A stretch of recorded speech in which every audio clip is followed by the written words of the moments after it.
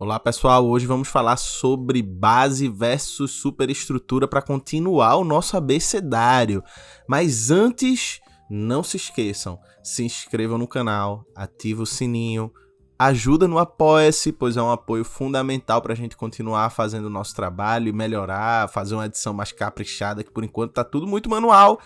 E agradecer demais a quem já tá apoiando, quem já tá inscrito. Em breve a gente vai ter muita novidade por aqui pelo canal, então não se esquece de se inscrever, ativar o sininho e ficar ligado lá nas redes. Voltando, hoje, B de base versus superestrutura.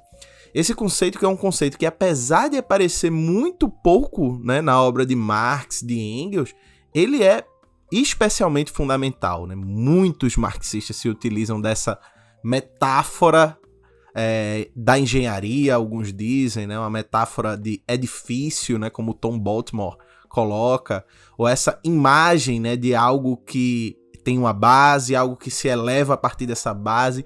É uma imagem, uma metáfora que Marx está usando para tentar explicar a estrutura econômica da sociedade. Por aí que a gente vai tentar ler esse conceito que aparece tão poucas vezes. Na minha cabeça, puxando pela memória, esse conceito aparecia 2 vezes de maneira explícita na obra de Marx, né? Uma na Ideologia Alemã, que é o meu livro favorito de Marx e Engels, né? Assim, foi o livro que, por assim dizer, eu li e fiz assim, poxa, agora eu tô me sentindo marxista mesmo, tô começando a entender a parada. Foi na Ideologia Alemã. E obviamente, né, no prefácio de 1859 da Contribuição à Crítica da Economia Política, que talvez seja o momento mais robusto de onde esse conceito é trabalhado, né? Numa citação muito famosa que termina com aquela frase emblemática: não é a consciência dos homens que determina a realidade, é a realidade que determina a consciência dos homens, né? Essa frase muito famosa que talvez que de toda citação esse seja o consenso. O resto é tudo briga, né? Mas vendo o artigo que tá lá no blog do Lavra Palavra, que se chama Base e Superestrutura, um modelo para análise e ação, de Derek Ford, e eu tô deixando todos os materiais que eu usei para fazer esse vídeo, de leituras e de recomendações também, na descrição do vídeo. Então vão lá, tem tudo direitinho para vocês pesquisarem e se aprofundarem. Afinal de contas, o intuito do vídeo é fazerem vocês abrirem o caminho para começar os estudos, se aprofundar os estudos em conceitos tão fundamentais. Mas é na Contribuição à Crítica da Economia Política, no prefácio, né, de 1859, que o termo aparece de maneira mais bem acabada. Ele também vai aparecer, além da ideologia alemã, vai aparecer o termo superestrutura no 18 de Brumário de 1852, perdão. Aparece o termo superestrutura e não volta a aparecer mais na obra de Marx, inclusive na sua obra principal, Capital. Não aparece. No Capital ele uma vez fala de estrutura social, mas não da forma como ele coloca na Contribuição à Crítica da Economia Política. Ou seja, na principal obra de Marx, que é o Capital, que ele mesmo chamava de uma obra-prima, né? Vale lembrar que a ideologia alemã ele não publica. O 18 de Brumário são artigos para um jornal, e a única obra que Marx participa, publicada em vida de Marx, que aparece o termo, é a Contribuição à Crítica da Economia Política. Então, isso já abre brecha para muita polêmica. De toda forma, vamos primeiro à citação e depois a gente vai para as análises. Enquanto isso, a citação vai estar aparecendo aqui na tela, né? Vamos lá. Na produção social de sua existência, os humanos inevitavelmente entram em relações definidas, que são independentes de sua vontade. A saber, as relações de produção adequadas a um dado estágio do desenvolvimento de suas forças materiais de produção. A totalidade dessas relações de produção constitui a estrutura econômica da sociedade, a base real sobre a qual surge uma estrutura jurídica e política e a qual correspondem determinadas formas de consciência social. O modo de produção da vida material condiciona o processo geral da vida social, política e intelectual. Não é a consciência dos homens que determina a existência mas a sua existência social que determina a sua consciência. Como eu falei, talvez essa última frase seja o único consenso nisso tudo. De resto, é um grande debate. Primeiro ponto é que Marx e Engels, eles estavam tentando mostrar pra gente, esse é o ponto de partida para entender base versus superestrutura, qual é a arquitetura da estrutura econômica da sociedade, como a economia influencia na sociedade. Vamos lembrar que a tradição filosófica e da economia da época colocavam a economia quase como uma aplicação técnica da razão humana, ou seja, tá aqui a sociedade e a economia faz parte, então a gente aplica a nossa razão para a economia e dessa forma, sim, a gente consegue produzir mais riqueza. Basta ver que o título de Adam Smith é A Riqueza das Nações. Então, de certa forma, a economia não tinha muito o que ver com a produção da consciência humana. Na verdade, a economia era resultado de uma consciência humana que, racionalizando as formas de produção, fazia com que essa produção fosse potencializada, gerando mais riqueza. O que Marx quer fazer é o contrário. Veja, numa carta de Engels a Bloch, Engels vai justamente dizer isso. Veja, enquanto toda a tradição filosófica e política da época relegavam à economia um papel ou técnico da produção, assim, de gestão da produção da sociedade, ou então um papel que não influencia na forma como os seres humanos vivem, né? E a gente vai ver o conceito de forma de vida mais na frente, quando chegar na letra F, já um spoiler para vocês, né, pra gente ir articulando os conceitos. A gente quer enfocar justamente isso que a tradição filosófica, econômica e política da época, entre aspas, esqueceram, né? E que é algo central para o marxismo, a questão da economia. E aí, primeiro ponto, o que é economia para Marx e Engels, né? No famoso artigo de Engels que ele escreve lá na Gazeta Renana e que faz Marx conhecer Engels, né, e começa a amizade daí, Engels vai dizer que a economia não é somente isso que a gente está acostumado a ver. Numa linguagem contemporânea, né, para a gente explicar, economia não é somente PIB, inflação, como produzir melhor, como produzir mais, como circular mais riquezas, mais mercadorias, logística, etc. E essa coisa que a gente vê no noticiário econômico do jornalístico por aí. Economia é muito mais do que isso. Ou seja, nós somos seres biológicos e, portanto, nós temos necessidades vitais. Nós precisamos comer, nós precisamos de água, nós precisamos de acesso a alguns serviços, nós precisamos, enfim, de objetos e assim por diante. E quanto mais a sociedade se complexifica, mais a gente precisa de mais coisas para sobreviver. E quanto mais essa sociedade se complexifica, parece que a nossa necessidade biológica de sobrevivência vai ficando mais invisibilizada. Porque cada vez mais nós temos mais coisas que mantêm a nossa sobrevivência. Então parece que a humanidade se esqueceu que a gente é um bicho que precisa de coisas para se manter vivo. E que sem essas coisas a gente morre.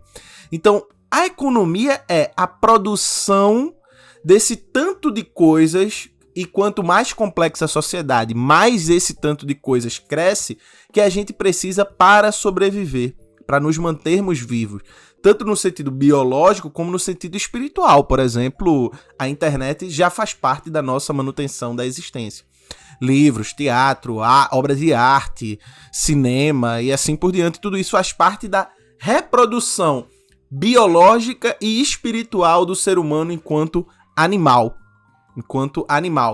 biológico e animal social, né? Um animal político, como vai dizer Aristóteles, né? Pois bem, dito isso, que a economia é isso que a gente, essa esfera da vida que a gente tem para manter a nossa existência, Marx, na ideologia alemã, vai colocar algo fundamental, que é o primeiro pressuposto do fazer histórico do ser humano é o se manter vivo. Ou seja, não existiria Napoleão, Revolução Francesa, Revolução Russa, não existiria Marx e Engels, não existiria eu, não existiria vocês, não existiria nada se nós não estivéssemos vivos. Para que a gente esteja em condições de fazer história, nós precisamos estar vivos.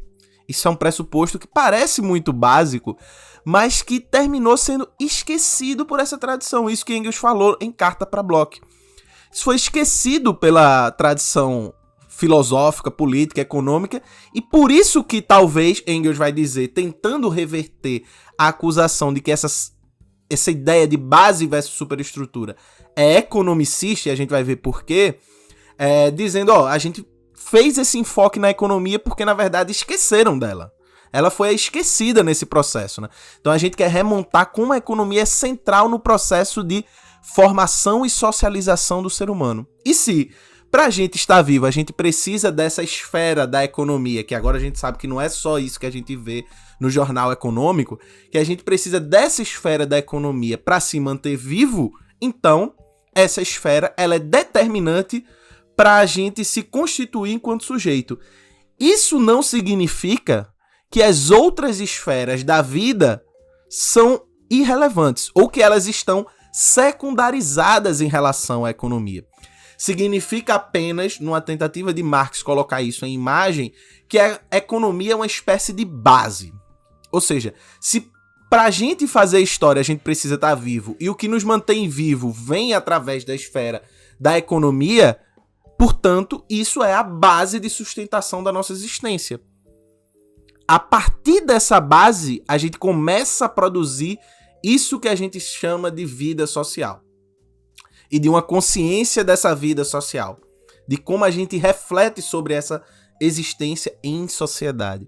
A gente faz a partir do momento que a gente está vivo. Mas para a gente estar vivo, a gente precisa reproduzir os meios de existência dessa vida, né? Da produção dessa vida.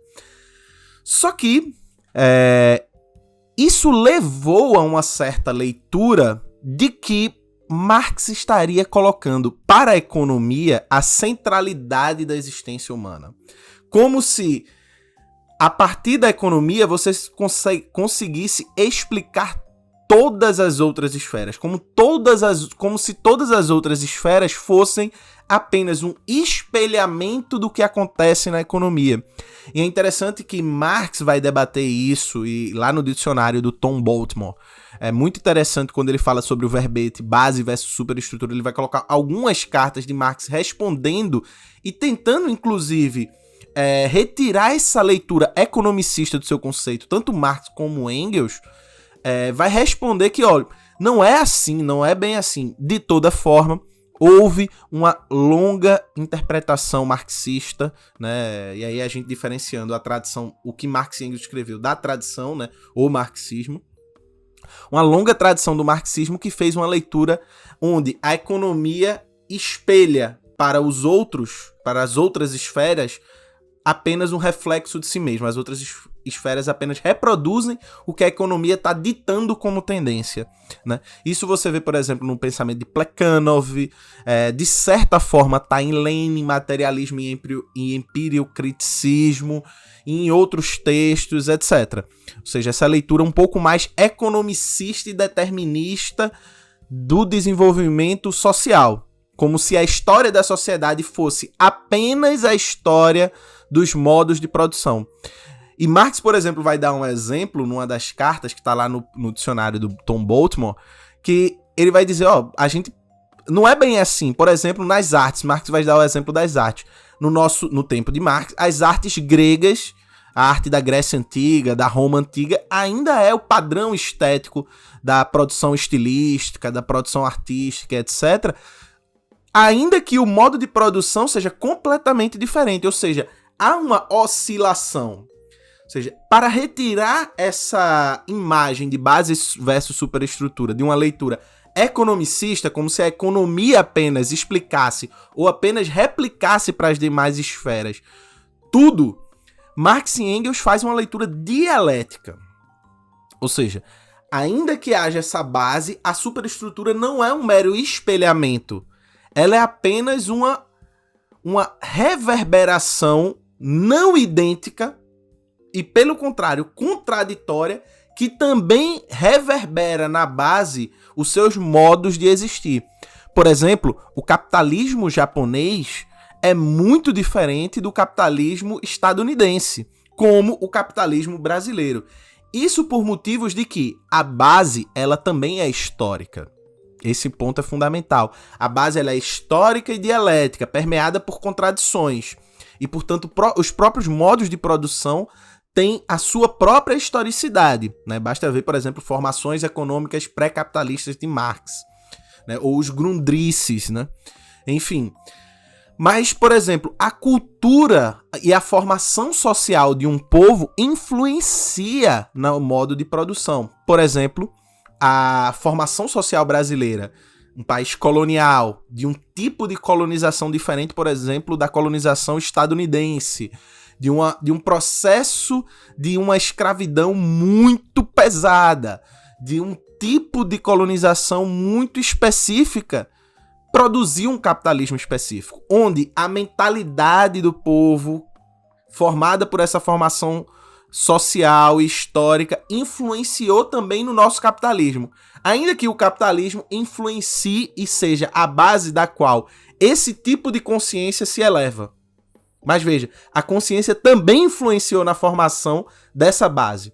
Ou seja, havendo uma fluidez tão grande que colocaria, inclusive, o modelo base-superestrutura em xeque, né? Ou talvez a imagem que Marx criou não tenha sido uma boa imagem. E aqui, no nosso canal, a gente não vai ler Marx como a Bíblia. A gente vai ler Marx como um autor genial, incrível, maravilhoso, mas que não está passível de erros, de problemas. E talvez, e esse é o grande debate que vai ser colocado, talvez, se por um lado, como diz o Derek Ford, base e superestrutura é uma imagem muito didática para quem está começando no marxismo, até para a militância política, por outro lado, por um lado filosófico, por um lado metodológico, se a gente quiser colocar assim, e de um lado, se a gente for analisar o desenvolvimento de como Marx opera, o que está dentro de base e o que está dentro de superestrutura, a gente vê uma complexificação muito maior. Ou seja, algumas tradições marxistas, por exemplo, Zizek, Escola de Frankfurt e outros autores, colocam a questão de base versus superestrutura como uma má imagem. Não porque Marx tenha errado, mas porque talvez a escolha da metáfora não tenha sido a mais adequada. E talvez não é que os conceitos em si estivessem errados, né? Ou tem um problema nos conceitos, mas tem um problema na imagem, né? Na imagem constituída disso, né? Quando se fala em base, a gente pensa que não haveria, por exemplo, um prédio sem uma base. Mas, na verdade, quando você diz que o próprio prédio determina a existência da base, pois a base, para existir, você precisa saber que prédio é esse que está fazendo, isso na engenharia é básico, né? Você precisa saber qual é o prédio, quantos andares vai ter, qual o peso que ele precisa, que essa base precisa sustentar e assim por diante.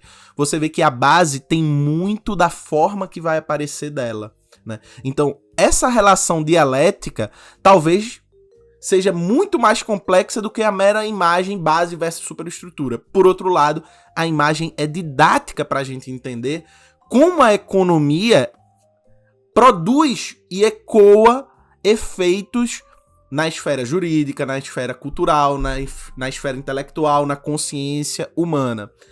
Por outro lado, a gente não pode reduzir tanto a esfera política, jurídica, cultural e da consciência humana e intelectual a um mero reflexo de reprodução ou crítica dessa base, porque não se dá dessa forma. Por exemplo, quando Marx usa o exemplo da arte grega, da arte renascentista, da arte da Roma Antiga e assim por diante, que estava em voga no seu tempo ainda, apesar de ela não ter mais nada a ver com a base econômica que vivia de um capitalismo. Ou então, por exemplo, do direito romano, que tinha uma série de peculiaridades que foram aproveitados pelo direito burguês, mas que não sustentava uma base que era diferente do que o direito romano colocava. De certa forma havia uma dissonância. Então, essas dissonâncias entre base e superestrutura, essa falta de uma hierarquia clara, essa falta de uma, por assim dizer, de um reflexo direto, faz a gente compreender base versus superestrutura de uma maneira muito mais dialética, muito mais fluida. Ou seja, base versus superestrutura, elas têm muito mais uma autonomia própria numa relação de dependência do que uma relação de dependência completa. Ou seja, são estruturas que a gente pode usar a imagem, mas sabendo que elas são muito mais autônomas do que dependentes. Ainda que a autonomia de existência de cada uma dessas estruturas não impeçam a uma relação de dependência. Mas essa relação de dependência não é uma relação de identidade. Isso é fundamental. Ou seja, não há uma identidade entre economia e consciência das pessoas. Não há uma identidade entre economia e a arte que é produzida. Ou entre economia e a ideologia que está sendo propagada. Há muitas dissonâncias.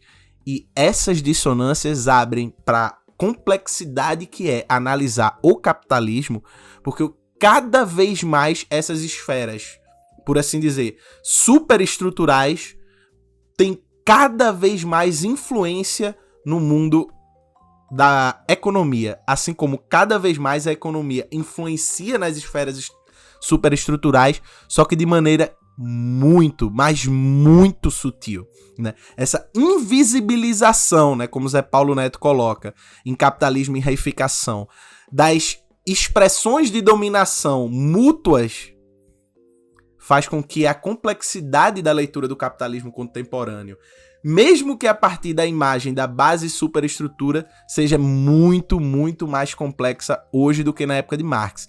Então, se ainda há uma utilidade da metáfora base superestrutura, a gente tem que entender que essa ligação está cada vez mais complexa e que a relação base versus superestrutura ela é muito, mas muito mais complexa do que uma mera dicotomia relacional que produz uma identidade ou efeitos diretos uma com as outras.